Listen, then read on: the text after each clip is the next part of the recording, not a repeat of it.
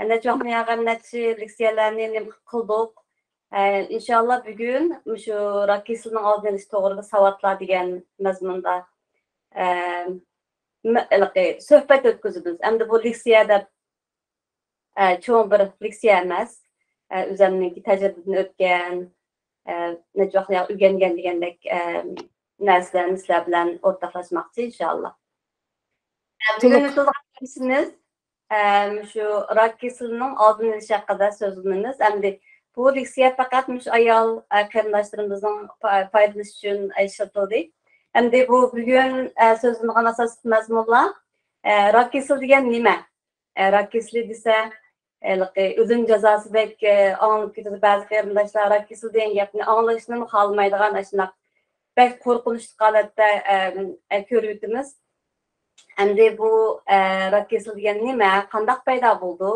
Endi buni qandaq oldini olishimiz kerak degan mazmunlarni so'zlaymiz inshaalloh.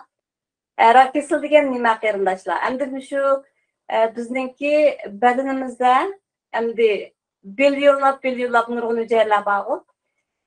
Mush kunda degidek badanimizda ba'zi hujayralar ma'lum bir sabablardan zaxmlanib qoldi ekan. Mana ma'noga o'xshash birinchi rasmdagi o'xshash ma o'tirdagi qara. Ma qolganlari normal hujayralarimiz. Ma bu qara hujayra mayadiki, shu zaxmlangan, ma'lum bir sabablardan zaxmlangan hujayra. Mushundaq hujayradan kunda badanimizda mana 50 bilyondek ashundaq to'xtamay zaxmlangan hujayralar bo'lib turdi ekan, badanimizda bu hujayralar o'lib turdi ekan. Ma 50 bilyon deganimiz badanimizda zaxmlangan hujayralar kunda o'ladigan hujayralar badanimizdagi 50 bilyon bo'ldi ekan. Bu zaxmlangan hujayralar qanday bo'ldi ekan deganda, ba'zida o'zimizning immun kuchi bu sabablar nimadan bu hujayralar o'zini o'ngshaya oladi ekan. O'ngshab yangi normal hujayraga aylantira oladi ekan. Ba'zi vaqtlarda bu hujayralar o'ladi ekanda, endi normal ashnaq bo'lishi kerak ekan. Badanimizda shunday bo'lganda to'xtamay hujayralar zaxmlanib o'lib turdi ekan. Endi bu o'lgan hujayralarning o'rniga badanimizda kunda 330 bilyon, ma'nodan 6tasi chiqib ashundaq yangi hujayralar paydo bo'lib turdi ekan. Endi bu rak kesil degan qanday paydo bo'ldi ekan degan vaqtimizda shu ma'lum bir sabablar tufayli zaxmlangan hujayra ya o'lmay, ya o'zini o'ngshab normal holatga keltirmay, shunda xato signal paydo bo'lib, shu jihraq ko'pay degan signalning kelgan sababidan o'zini kontrol qilolmagan holda hujayralarningki ko'payib ketishi sababidan rak kesili kelib chiqadi ekan. Ammo bu bizniki bu hujayramizning ichidagi DNA shu hujayraningki nimasidagi markazidagi bizning shu masalan ko'zimizningki ko'k bo'lish yoki bo'lmasa chechimizningki qora bo'lish degandek narsalarni ifodalaydigan irsi generic information deganimiz nima deymiz? Shu irsiyat xabarlaridandir. Shu narsalar endi shu zaxmlansa o'tirdagi DNA mushadagi irsi xabarlar. Ashadagi damaj bo'lgan vaqtda asosli anoninki bu hujayralar zaxmlanib mana hujayralar o'ladigan yoki bo'lmasa o'zini qaytadan renew qiladigan bunday ahvollar. Endi shu o'zimizniki immun kuchi hamma jihatdan shundoq zaxmlangan hujayralar paydo bo'lganda uni yo'qota oladigan yoki o'ngshaya oladigan ashtaq bo'lishimiz kerak-da. Endi kunda shunaqa o'zimizning badanimizda tayyor qilib turishimiz kerak ekan. Agar unday bo'lmaganda masala chiqadi ekan degan gap. Endi bu bugun rak kesilininki davolash to'g'riliq so'zlamaymiz endi bu. Rak kesilini davolash bu cho'ng bir topik. Masalan, operatsiya, kemo, radiation degandek narsa. Ular bek ilqi. Her bir kasalga nisbatan o'xshamagan bo'lgandan keyin ularni ham qilmaymiz. Qandaq oldin olish. Bu qandaq oldin olish degan vaqtda bu jiq narsani o'ziga oldik endi. Birinchi bo'lib bizningki davomli qushtirishib turgan narsamiz yemek ichimlikimiz. Bundan qanday diqqat qilishimiz kerak. Endi yemek ichmak to'g'riliq bir maxsus leksiya so'zildik. Shu guruh boshlangan bir yilning oldida. Shu guruhda bor qarindoshlar men so'zlagan leksiya. Shuning uchun bu to'g'riliq bekchiq so'zlayman. Bizning guruhda qarindoshlar bu yemek ichmak to'g'riliq bek yod bo'lib ketdi-ku deyman. Hamma narsalarni. Qanday narsani yeyish, masalan, taqsimimizning shakli qanday bo'lishi kerak? Bu taqsimimizda nima bo'lishi kerak? Mana bu taqsimizningki yerimi mana 8 dedik. 4dan bir qismi aqsil moddalik yemekliklar dedik. 4dan bir qismi dalliq siratidagi karbohidrat. Andikin ishimlik uchun suvni ichishimiz kerak dedik. Ammo undaqla qarasa oddiylan bir narsa bo'lgan bilan buningda bekchiq murakkab jiq mazmunlar bor. Bu mazmunlarning tafsilotini inshaalloh mana bizning guruhda yo'q qarindoshlar bo'lsa, shuni ko'rib foydalansanglar bo'ldi qarindoshlar. Asosliq mening nima qilganim endi bizniki mana bu g'arb tibbiy sohasida falon ranglik narsani yesangiz rak kasalligining oldini ola olasiz. Falon ranglik narsani yemasangiz rak kasali bo'lmaysiz deydigan undaq demaydi ekanmiz. Endi bu hamma narsaning tamponliq bo'lishi kerak deydi ekanmiz-ku. Cho'qim mani yesangiz rak bo'lmaysiz, mani yesangiz rak bo'lsiz deydigan gap yo'q. Shundaq qanchaki taqsangiz ranglik bo'lsa, xilma-xil rang, o'xshamagan narsalardan hamda shu muvofiq miqdorda. Uning hammasini tafsilotini inshaalloh shu meningki leksiyasimda nimsanglar bo'ldi. Endi mening niyatni qilib qo'ydiganim biz endi mana bu g'arb tibbiy sohasida nim deymiz degan vaqtda shu qizil go'shtlarni oz miqdorda nim qilish, amal bor bek oz iste'mol qilish. Red meat, qizil go'sht, shu rak bilan munosabati bor deb mundaq deyotganmiz. Mening ko'z qarashimda mana shu yemak to'liq leksiya so'zga vaqtimda degandim. Mening ko'z qarashimda endi hamma narsaniki muvofiq miqdorda bo'lishi kerak. Bizningki yemak ichmaklarimiz bilan birlashtirib so'zlagan leksiyada endi shu bu go'sht deganmi aqsil moddasi. Aqsil moddasi biz uchun nihoyat muhim bo'lgan narsa. Endi shu hayvonlarningki organik cho'qim masalan o't cho'plarni yeb qilgan grass fed demdik.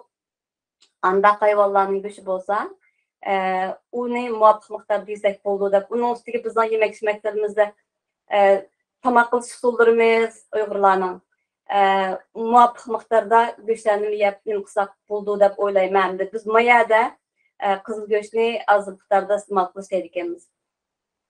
Men g'arb tibbiy nimsida doktor bo'lganim bilan mushkillar milliy tibobat mayadan kim naturopath deymiz. Milliy tibobat doktorlarini bek hurmatlayman.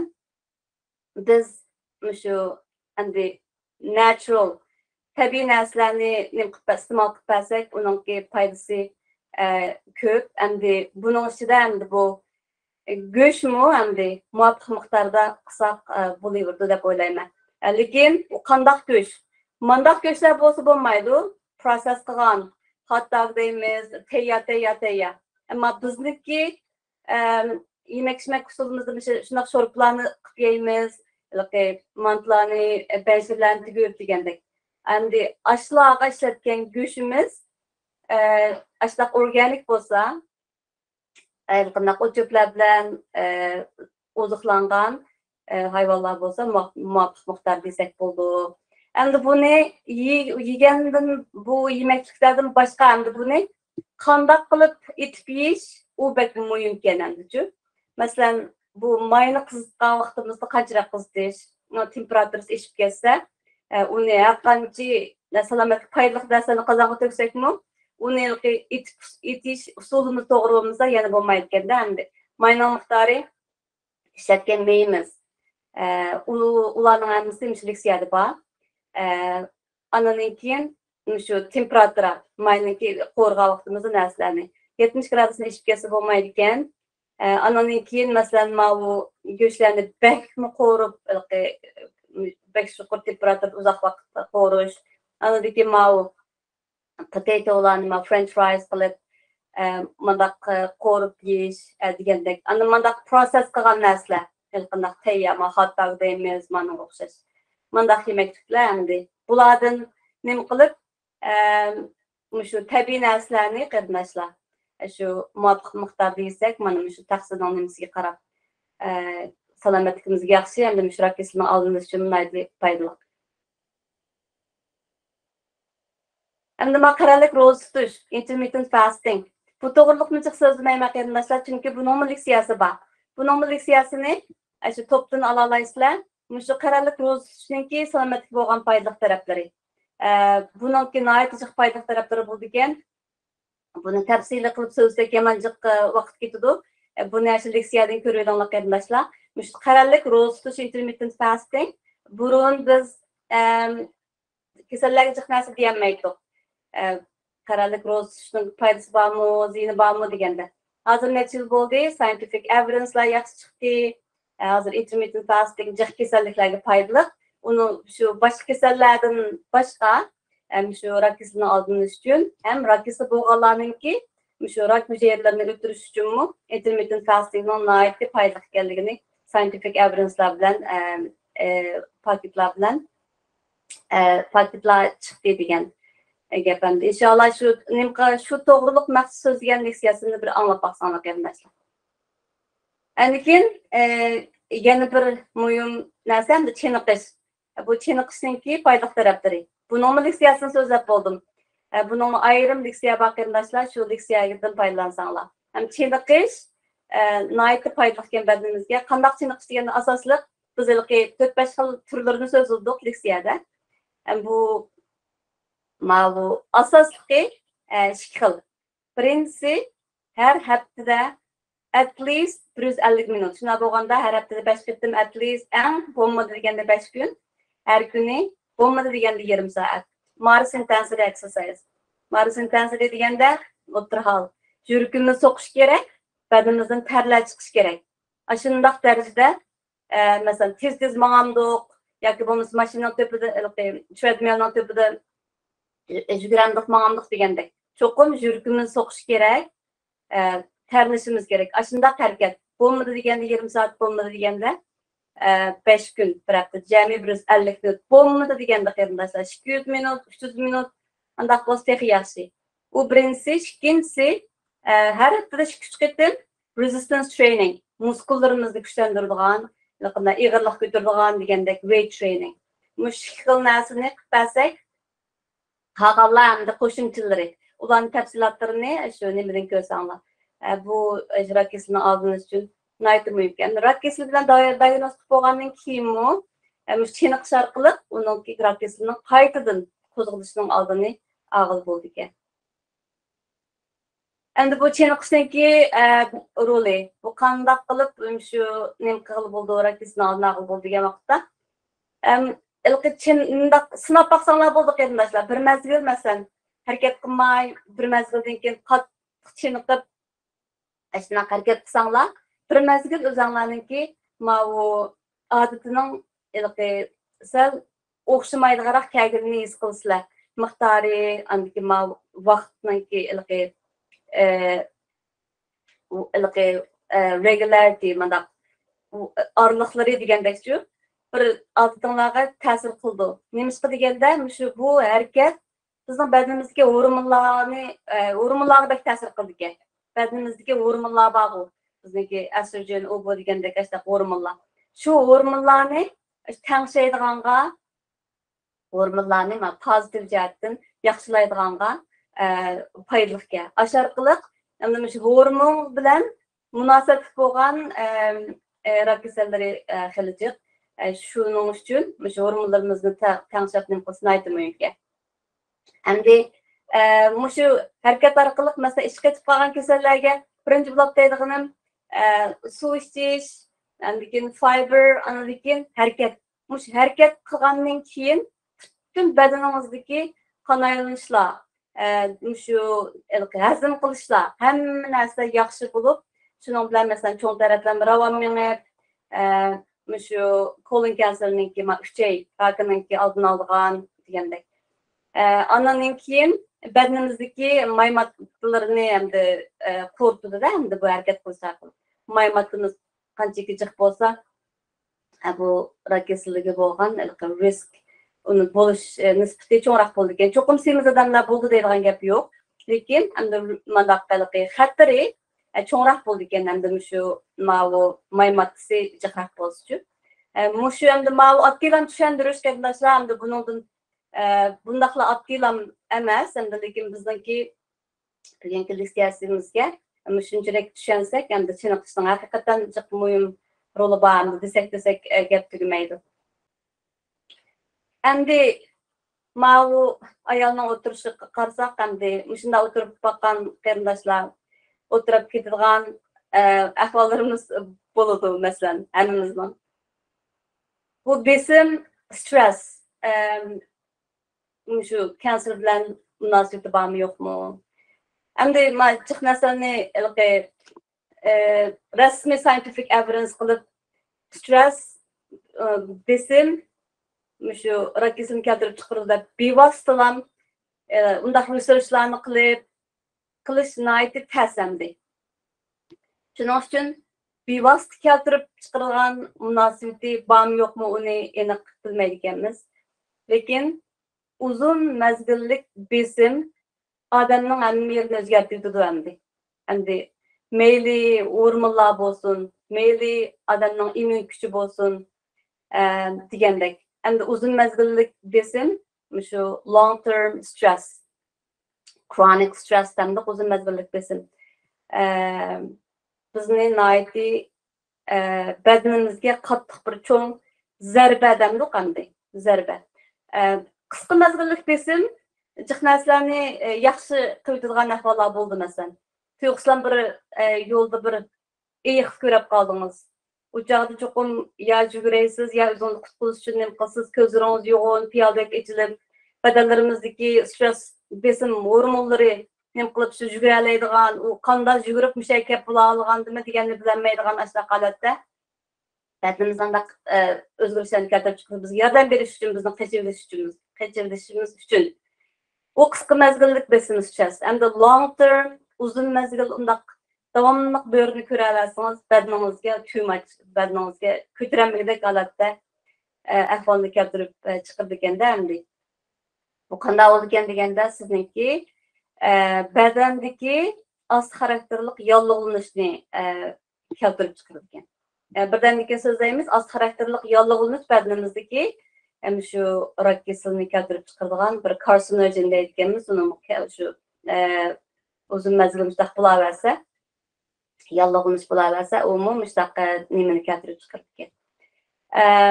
Andan keyin badanimizga immun kuchimizni tugatadi ekan. Bayatın apoptosis deb zaxmlangan hujayra ya o'ladi ya o'zini o'xshaydi dedik-ku. Shu o'lgan shuni apoptosis deydiganmiz. U o'lmasa bayatınqidek masala chiqadi ekan bu. Shuni nima qilib oldi ekanda, shuni inhibit qilib oldi ekan endi.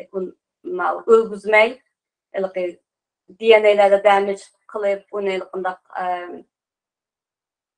bayatın birinci nimada bat so'zlagandek shuni endi inhibit qildi ekan. Yana birisi endi shu badanimizdagi tabiiy badanimizda mushtaq bir asli narsa kelsa shuni o'tiradigan killer cells deb T cells, T hujayrasi u bu degandek. Hujayralarning kirib circadian rhythmlarni so'zlamaymiz qarindoshlar. Shuningga undaq cho'nqur tushunishimizning hojati yo'q. Endi bunun asosli da'vatqani shu uzun mezgillik besim badanimizdagi tamponliklarni buzadi ekan. Shu orqali hamda shu rak kasalligini paydo qiladi ekan. Endi bu stressni qandaq bir taraf qilish bu to'g'riliq so'zda uzoq bo'lib ketadi bu gaplar.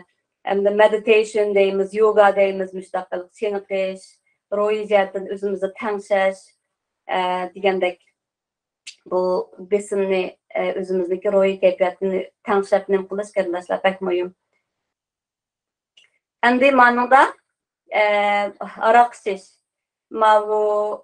Aroq ichishninki endi Qarindoshlar sizlarga bu yerda buni so'zlab o'tirishim, tafsili so'zlabni qilmaymiz.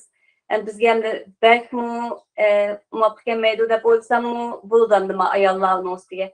Lekin endi shuni qo'shishni o'yladim, chunki bu aroq endi bir shu nimani keltirib chiqadigan, rak kasalini keltirib chiqadigan bir karsinogenlikki bir skan. Endi bu nemishqa ma'lum nimani ayrim bir yerga qo'shib nim qilib qo'ydim deganda, burun necha yilning oldida biz shu aroqni moderate muvofiq miqdorda ichib bersang bo'ldi, chunki muvofiq miqdorda aroq ichish yurakka yaxshi deydi endi g'arb tibbiy sahasida uchun necha yilning oldida. Lekin bir necha yildan beri bu aroqninki rak kasalligi bo'lgan nimaga aroqninki ziyonli taraflarini shu beshimizdan oyog'imizgacha bo'lgan ziyonli taraflarini isbotlab chiqib, hozirgi guideline'da nima deymiz deganda, it is best not to drink. Hozir faqat ichmasang eng yaxshi. Burununda demaydi-da, burununda deyilmaydi guideline'da. Mana bu yangi guideline. Shuni qo'shib qo'yay deb nim qildim qarindoshlar. Bu aroqning badanda keltirib chiqadigan ziyni beshimizni, mingimizni tortib oyog'imizgacha shunday ziyonli taraflari bor. Nurg'un kanserlarni keltirib chiqardi. Bu to'g'riliq leksiya so'zlasak, uzoq bo'lib ketdi. Shu to'g'riliqni bir so'zlash planim bor inshaalloh. Bundaq kasallarimdimi nimalar, fikrlar, talablar degandek tushdi. To'g'riliq bir nim qilib bersangiz deb inshaalloh. O plan bor. Tamak chekishning ziyon to'g'riliq endi so'zishimizning hojati yo'q deb o'ylayman. Lekin shu aramizda qarindoshlarning oilasida tamak chekadigan ahvollar bo'lsa, shu bu to'g'riliq endi bu bir cho'ng topik endi ma'ni qarsak bilamiz endi beshimizning oyog'imizgacha jiq narsalar, jiq raklarni keltirib chiqaradigan. Eg'izdan boshlab, burundan boshlab, o'pka, mau nima, esophagus, mau nima esophagus diyemmedim. Uyg'urchasini shu pipe tamoq yeydigan, tamoq o'tadigan esophagus gelimizning ostidan oshqozonning tepi. Shu hamma yerda endi shu kasallikni keltirib chiqaradigan uzoq mezgil imkon. Buni hozirgacha bu guideline o'zgarib boqmadi. Bizningki aroq o'xshash guideline o'zgarib boqmadi. Burundan tamoqqa zararlik, ziyonli odamning ishiga foyda qilmaydi bo'lapmi? Mau rak kasallik keltirib chiqarishda bu zararlik narsa deb buni burundan shundoq deymiz. Endi tamoqni tashlash haqiqatan tez, uzun mezgil chekkanlarga birinchidan shu uzun mezgil tamoq chekkan qarindoshlar bo'lsa, bir o'pkasini bir yaxshi tekshirib bundoq qilish pek muhim. Yana birisi, hozir jiq yordamlar bor. Tamoq chekishni to'xtatish, tamoqni to'xtatishga doktorlaringizdan ko'rishib, cho'qim shu tamoq chekishni bir to'xtatishga yordam qilsak qarindoshlar ailemizda, mayli bolalarimiz bo'lamdi, dadimiz bo'lamdi, yo'ldoshimiz bo'lamdi, tamoq chekadigan qarindoshlar bo'lsa. Alloh rozi bo'lsin. Bakteriya, viruslar bilan yuqumlanish, bu infection. Infection badanimizdagi shu infection uzun mezgil bo'lgan vaqtda shu rak kasalligini keltirib chiqaradigan qarindoshlar. Birinchi bo'lib H. pylori infection bilan rak kasalligining munosabati. Buni birinchisiga qo'yishim shu aramizda H. pylori bo'lgan qarindoshlar bekchiq. Bu nayt ko'p uchraydigan bir infection, bu yuqumlanish. Shu nimadagi oshqozonimizdagi bakteriyalik yolg'inish, yuqumlanish. Endi bu dastlabki qanday deganda bir mezgil bo'lgandan keyin asti xarakterlik oshqozonda yolg'inishni keltirib chiqardi. Asosda yolg'inlik qilgandan keyin, andan keyin bu asosda shu rak hujayralarni, precancer cells, metaplasia, dysplasia deb andan keyin shu hujayralarda o'zgartirish paydo qilib, undan keyin rak kesilini keltirip chiqargan. Shuning uchun agar H pylori bo'lgan bo'lsa, 20 yoshdan oshgan bo'lsangiz, bir qatim tekshirib beqing. Alomatlaringiz bo'lmasa-chi, ba'zi vaqtlarda alomat bo'lmaydi ekan. Bu ikki odamning ichida birisi degidek H pylori infection bo'lgan ahvollar. Bu da mening kasallarning orasidan pek chiqdi-chi. Shuning uchun bir qatim screening qilgandek-chi, 20 yoshdan oshgan bo'lsangiz, doktoringizga kelib H pylori degan narsani tekshirib baqsangiz. Chunki ko'pincha vaqtlarda hech qanday alomatlarni keltirib chiqarmay, ast xarakterli yalog'likni keltirib chiqib, andan keyin pre-cancer qilib, andan keyin kanser ahvollarini. To'liq bilmaylam, hech qanday alomat yo'qlam, mushtaq ashqozon raki bo'lib qolibdi degan qilmishlarni anglaymiz. Shuningga diqqat qilsak qarindoshlar. Bir tekshirib, andan tekshirib agar pozitiv chiqqandan keyin buni davolash bor.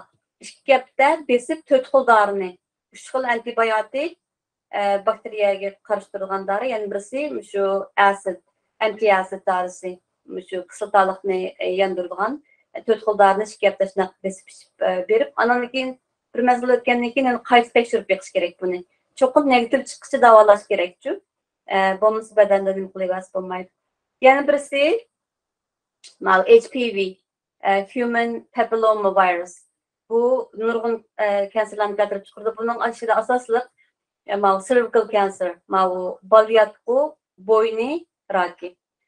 Shuni keltirib chiqaradi. Shuning uchun HPV vaccine. Buni qanday qilamiz degan vaqtda buning vaksinasi bor. HPV-ni tekshirib, uningda 3 yilda tekshiradigan pap smear bor. Shuni tekshirib, HPV virus bormi yo'qmi, shuni tekshirib, andan keyin buning vaksinasi bor. Masalan, bolalarimiz maktab o'qish ishida bo'lsa, bir forma vatidi. Ba'zi ota-onalar mendan, ba'zi onalar mendan so'rab, bu HPV vaksinaga bo'lgan ko'z qarash to'g'ri emas. Shundaq maktabda shundaq forma vatgan, bu vaksinani qilsa, toza balığı bo'lgan nima ta'sir yaxshi bo'lmay qolarmi debchi. Shunda deydigan qilmaslar bor.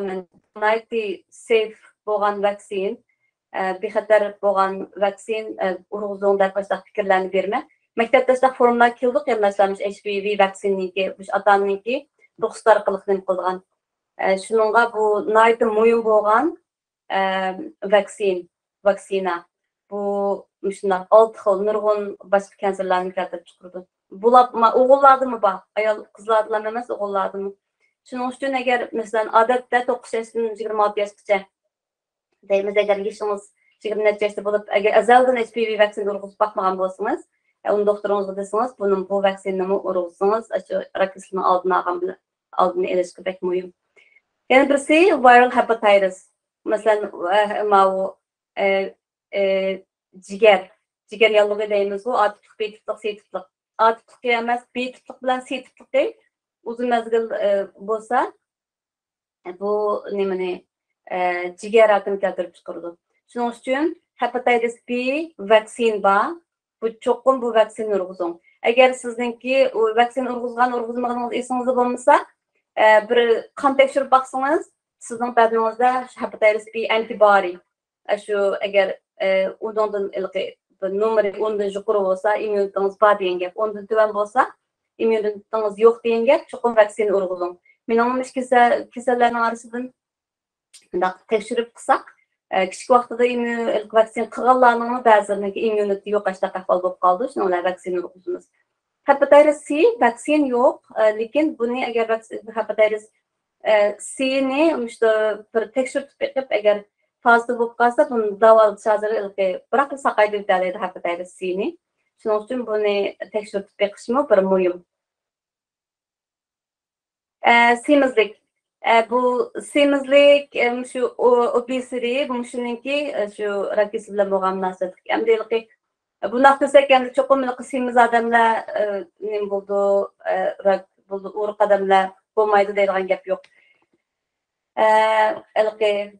Meningki ig'irliqim normal deblam o'zimizni men bo'lmayman-ku deydigan nima qarashda nima qilsak, davomli mayli o'riqlayli, mayli semiz bo'layli.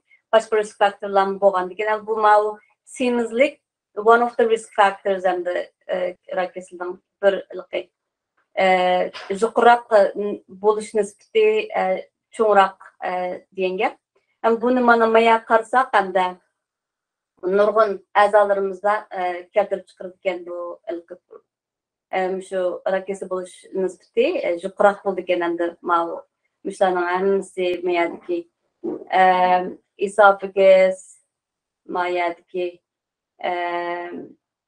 pipe ma nima qilgan esophagus multiple myeloma kidney nima börek andikin polyatko tuxumdan mayadiki pancreas aşqazan astı bezi üçey gallbladder öt jiger mayadiki thyroid qalqan manbas müştaqçıq bularni nima uchun bu semizlik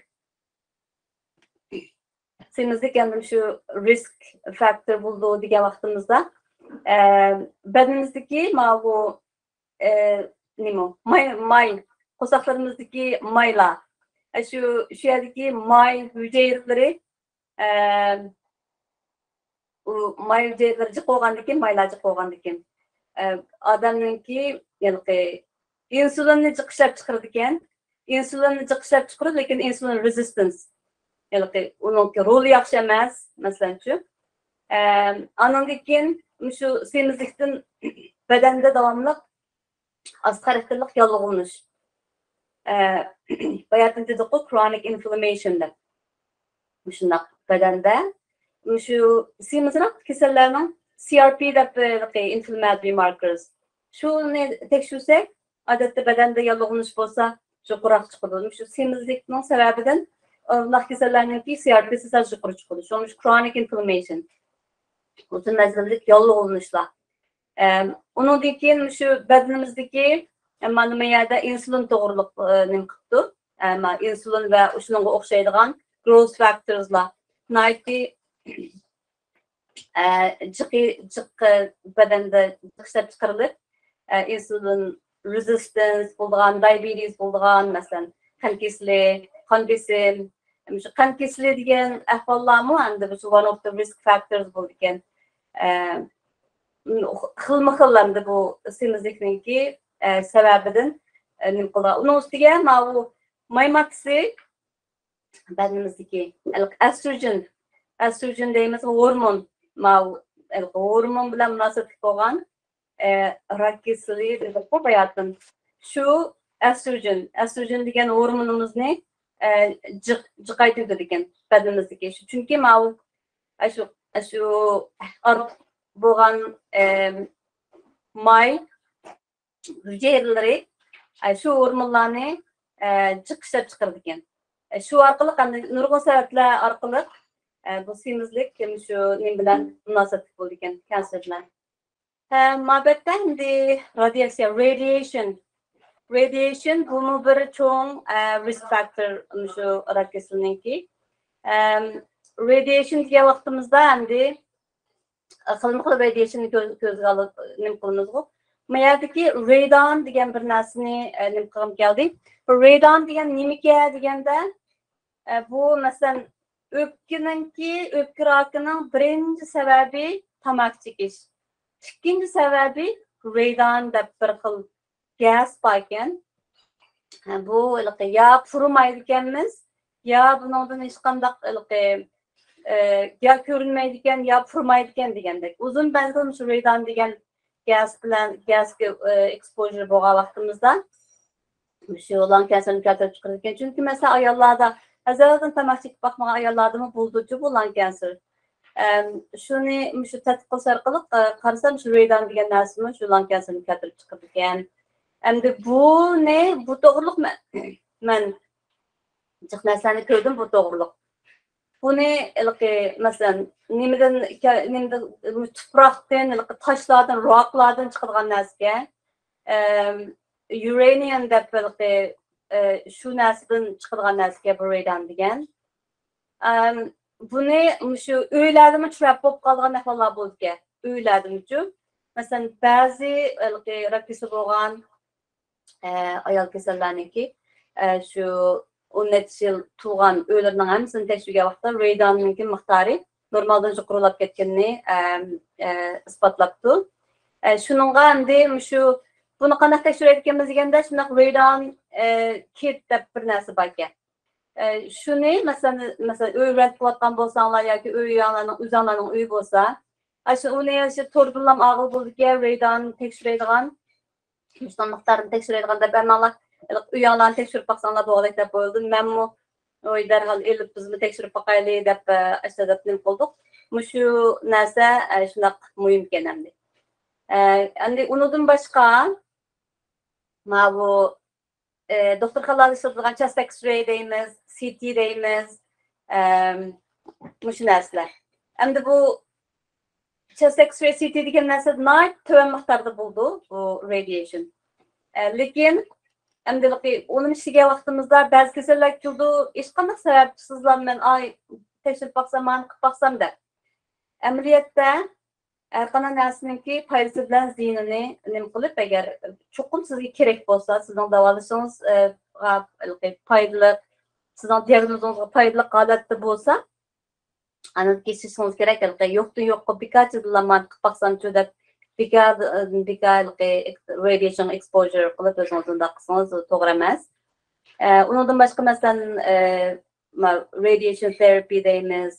Doktorxonalarda masalan kanser bo'lib bo'lgandan keyin davolaydigan ahvollarmi?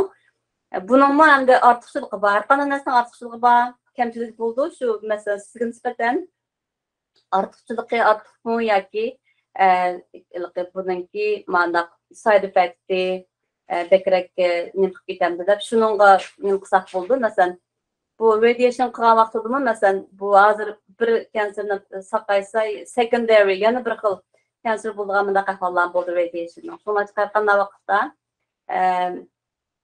shu ortiqchilik bilan kamchilikni doktoringiz bilan yaxshi nima qilib mayli CT ishlamsiz, mayli chest X-ray qilamiz. Qanday vaqtda shu radiation qanchalik miqdori menga cho'qim kerakmi, kerak emasmi deganni o'ylashib qilsangiz to'g'ri bo'ldi.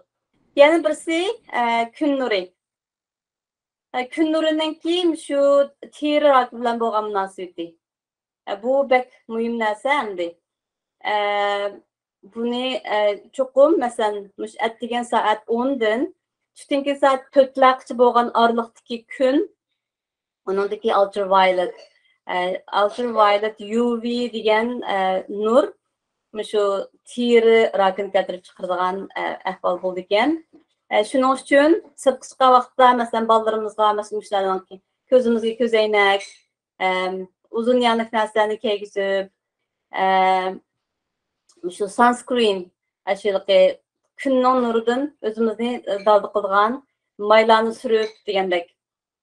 Andan keyin badnimizda bunday narsalar paydo bo'lib qolsa, uni cho'qim agar sallam nim bo'lsa, men odatda kasallarim bunday bir narsadan kelsa, shu vaqtning o'zida bu xatarli holatda bo'lmasa, men shu kasallarimga deyman, shu bir rasmga tortib ol hozirda.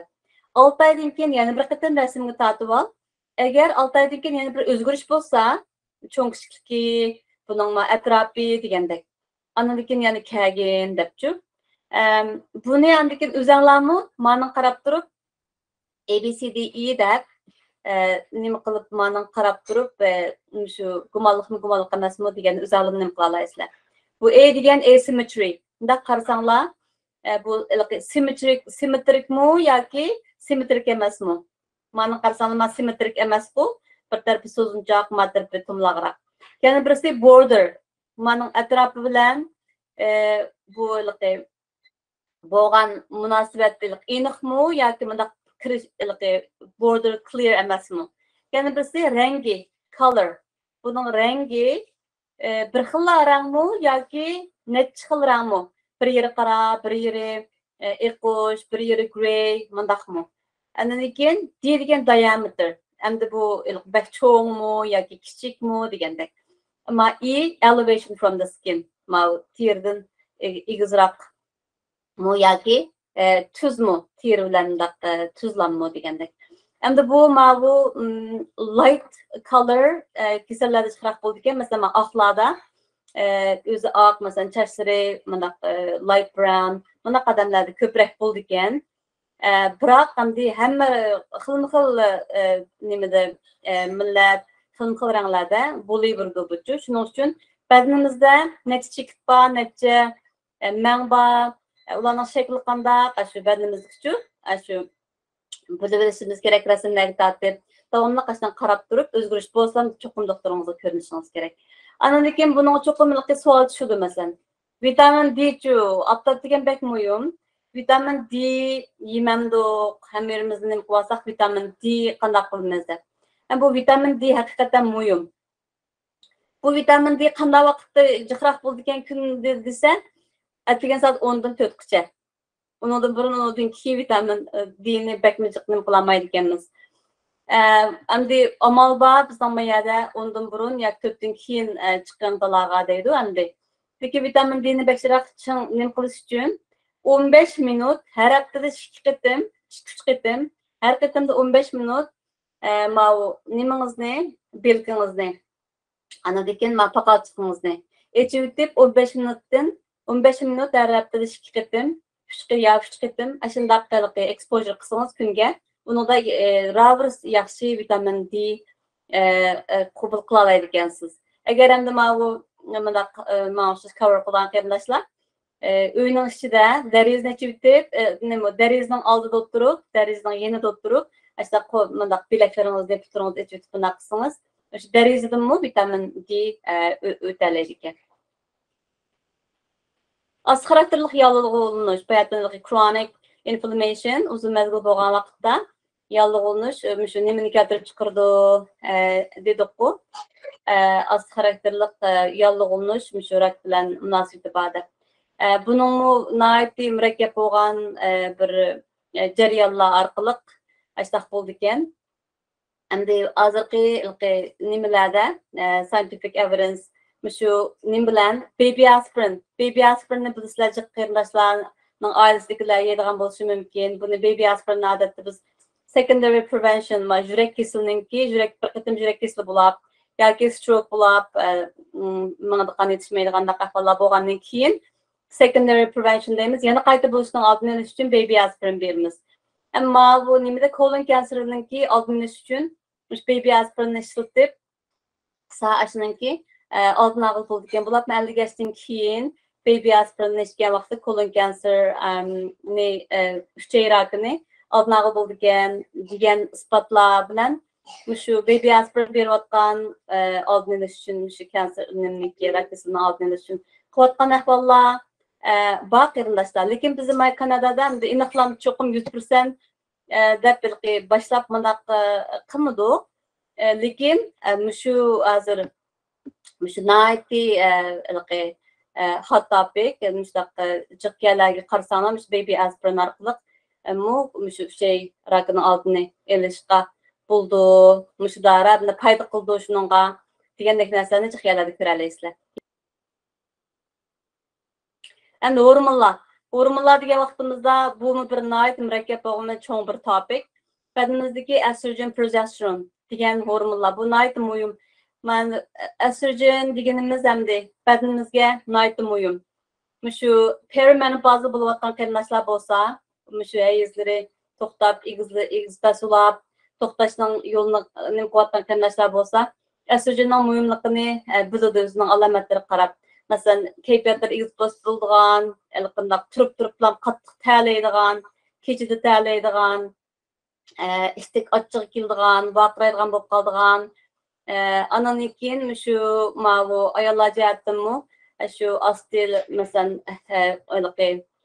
quruq bo'lib qoladigan dry, andan keyin irritation, qishadigan ahvollar nurg'un alomatlarni keltirib chiqaradi endi bu estrogenninki tuvan bo'lishi.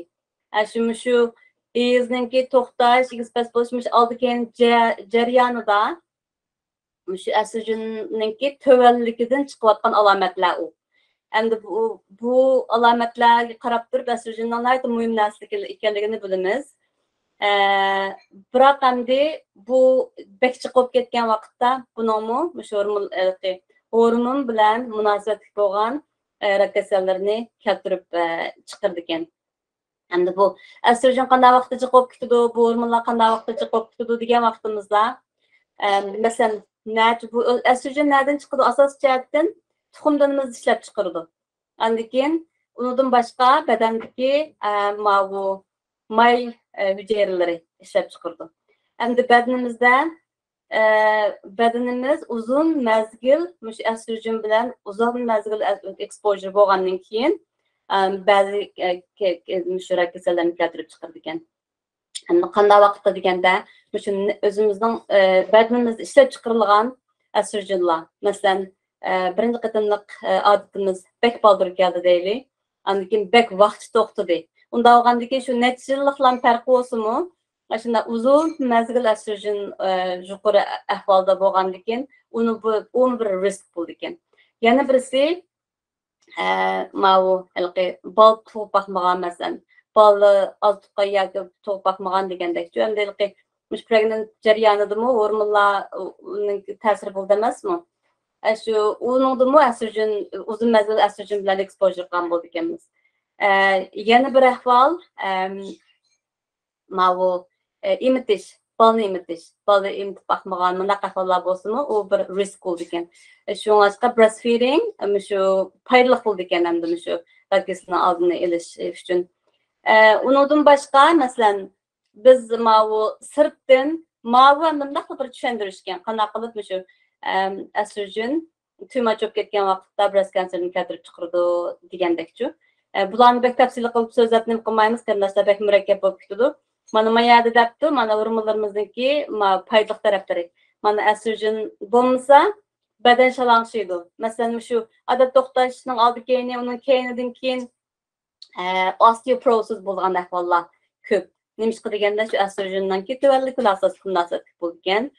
Yana birisi bu estrogen degan bu mingimizga bek foydali narsa ekan.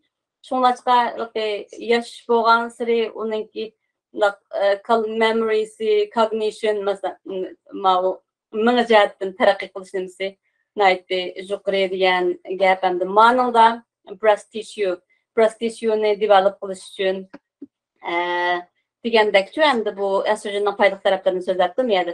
Miyada hamda shu estrogen receptorlar nimidiki breast tissue'ning tepidagi hujayralarning ananikin shu nima hujayralarni divide qilib cell growth proliferation ni keltirib chiqarib nimaniki buniki nimasi yomon murakkab bo'lgan qarindoshlar. Bularni tushunib qilishimizning hojati yo'q. Lekin shu estrogen, shu hormonlar too much bo'lib ketganda, balance'ni yo'qotganda, asosliq balance yo'qotgan vaqtda, tamponsni yo'qotgan vaqtimizda lekin shuni keltirib chiqargan hormon bilan munosabatli bo'lgan rak kasallarni keltirib chiqargan. Manada misal bayatinliqi tabiiy badanimizga kelgan tabiiy ne dedik? Mavu tabiiy bo'lmagan masalan tug'utning oldini olish uchun ishlaydigan hormonlar, mavu birth control pills. Bular hamda sirtdan kirdida hamda sirtdan kirgandan keyin buning risklari hamda nurg'un ayollarni nim qiladi. Hamda buning foydali taraflari bor, foydali taraflari, lekin ziyonli taraflari xelilan bor. Shuning uchun buni ishlatgan vaqtingizda birth controlga dorilarni ishlatib hormonlarni qilib o'ylanib qilsangiz bo'ladi. Yana birisi perimenopausal. Bayatın degandek estrogen sebebidan mahvollar chiqqandan keyin shunun bilan shu perimenopausal shu odatdanki to'xtash oldi keyinidami shu hormonlar bilan davolaymiz. Ashuningmi hamda shu rak kasalini keltirib chiqadigan side effectlari bo'ldi ekan hamda. Maningga men ayrimni qilgandim, yana bir betni ko'rib boqay. Qanday yana bir betni ko'rib boqay. Ha, mana nim qilgandim. U mavu estrogen u bu deganlardan boshqa masalan shu mavu boshqa hormonlarni ispas qiladigan materiallar. Masalan shu BPA degan shunlarni nim qildim. Qolganlarini bekchiq nimalar bor ekan qarindoshlar ularning ismlarini yozib qilmadim, lekin amal bor ma'nosidan jiroqroq nim qilinglar deb rasmlarini nim qilib qo'ydim. Masalan shu ishlatgan vaqtimizda masalan yemekliklarni yaxshi yeb nim qilishdan boshqa shu suvni yemekliklarni qachilaydigan narsani nimasiga diqqat qilsak qarindoshlar Mesela su butulkası. Su butulkası da mana mandaq narsalarning tarkibida mana BPA degan kanser bilan munosabat bo'lgan narsalar bo'lgan. İşletgan vaqtimizda masalan qachilar, tomoqlarni qachilgan vaqtimizda aynak qacha.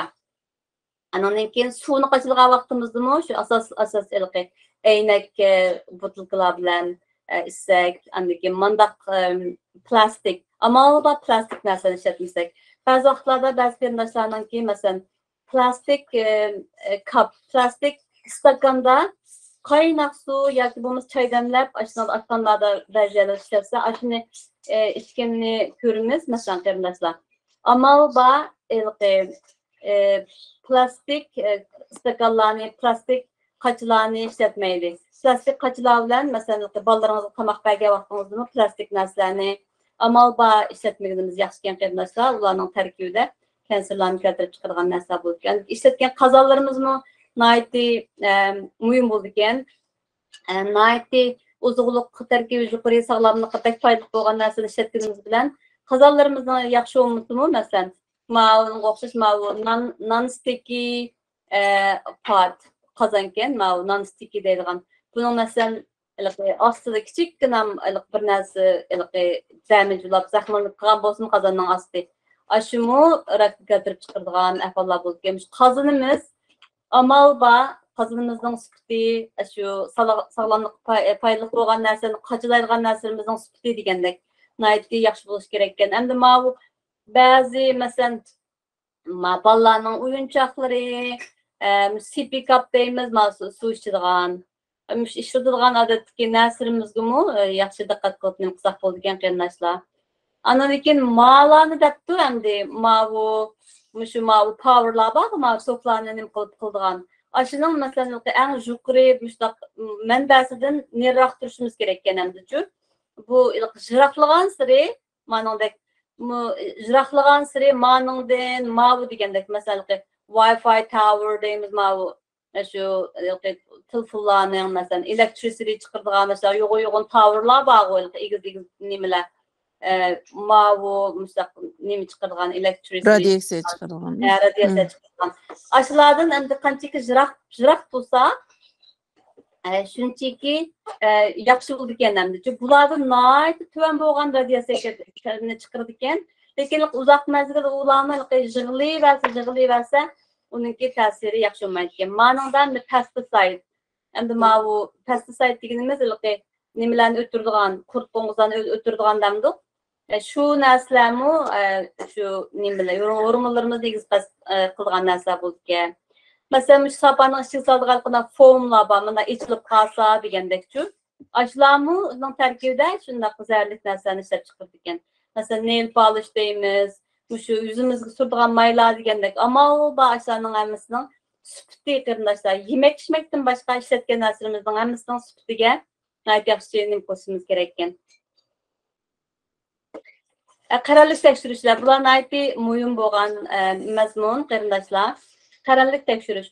Chunki jiq bu rak kasali qo'rqinchli emas. Hozir bu tibbiy sohasimiz bek taraqqi qilib ketdi. Nurg'un narsaga davolashlar bor. Bularni bu rak kasali baldur bayqalsa. Buni biroqlam davolab qilib ketgili bo'ladi hozir.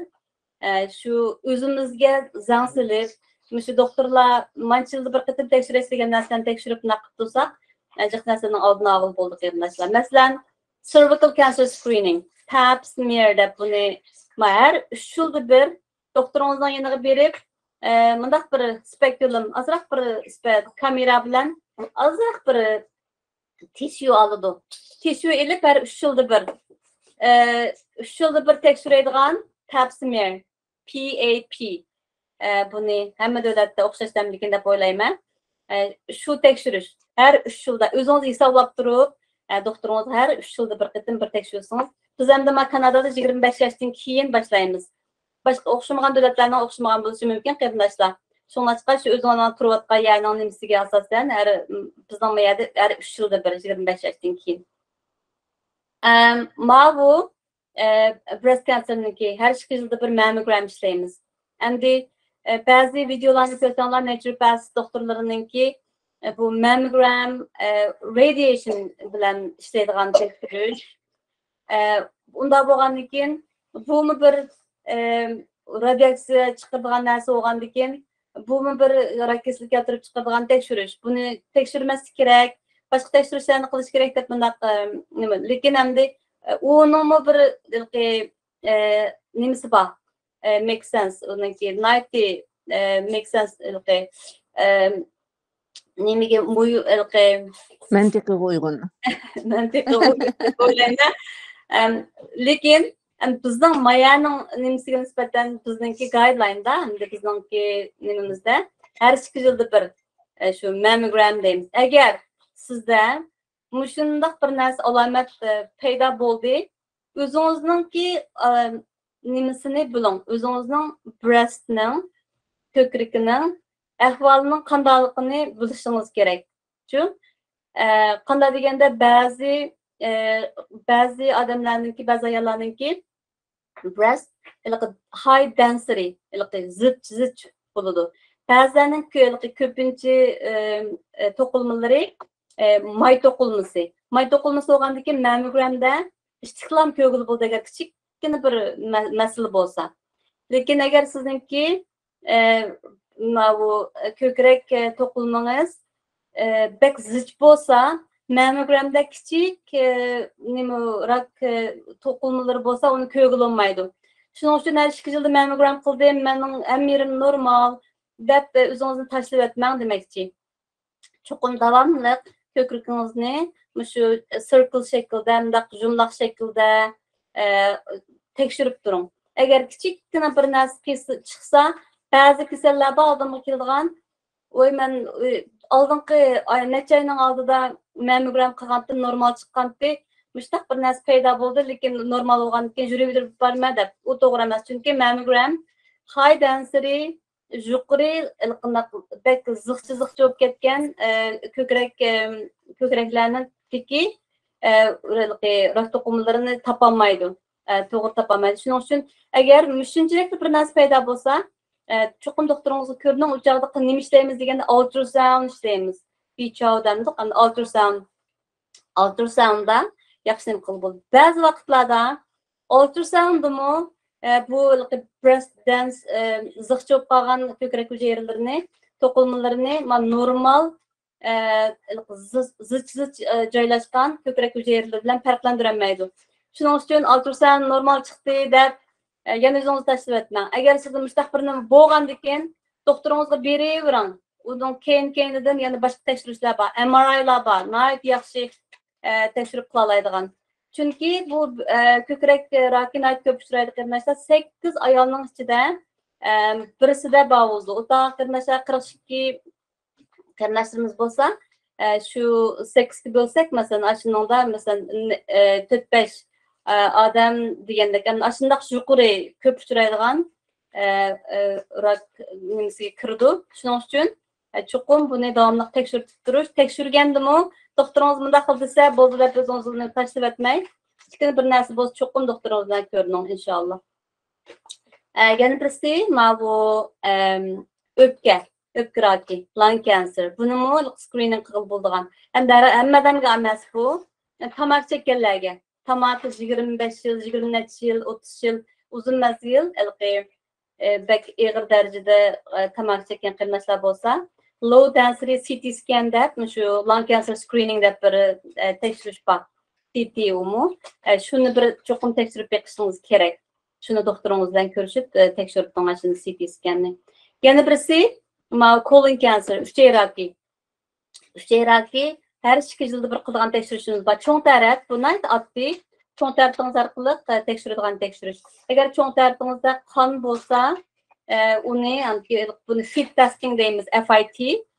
U joqda fit testing agar pozitiv bo'lsa, shu fit pozitiv bo'lsa, cho'ng tarafingizda shu qon bor degan gap. Hamda uni anadan kameraga yo'llab beramiz, kolonoskopi degandek tekshirishlarga yo'llab beramiz. Endi masala nada deganda, aningdan qaralib tekshirishni agar o'zingizga kuyunadigan qarindashlar bo'lsa, doktoringizdan davomli narsani tekshirib tursiz, uningda boldir bayqil bo'ldi. Köpünçe vaqtlarda baldur bayqılı bulup, davalap, andan keyin yanılamış normal adamlarga uzun mezgil yaşap mana qıqılı buldu bu şu rak bilen diagnoz kılınğan taqdirdimi. Lekin masal nereden keldi degan vaqtda qarallik tekshirgil bo'lmaydigan hozirgacha bizda texi undaq screening test yo'q bo'lgan raklar. Masalan, ovarian cancer deymiz, endometrium cancer deymiz, bu tuxumdan raki, andan keyin bu oshqozon osti bezi raki degandek screening test yo'q bo'lgan raklar masalan. Endi bu oshqozon rakimi bekmu bu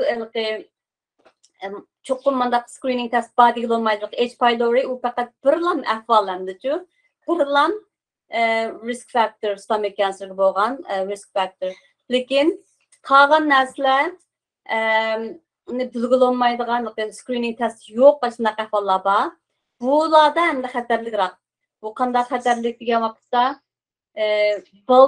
baldur bayqal bo'lmaydigan ahvollar bo'ldi masalan mening bir keslim shu hech qanday bundaq bir yilning oldida CT skanlarni ishlab, qo'saqlarini tekshirib, hamma narsani qilib qilgan, hamma narsani normallashtirib chiqqan.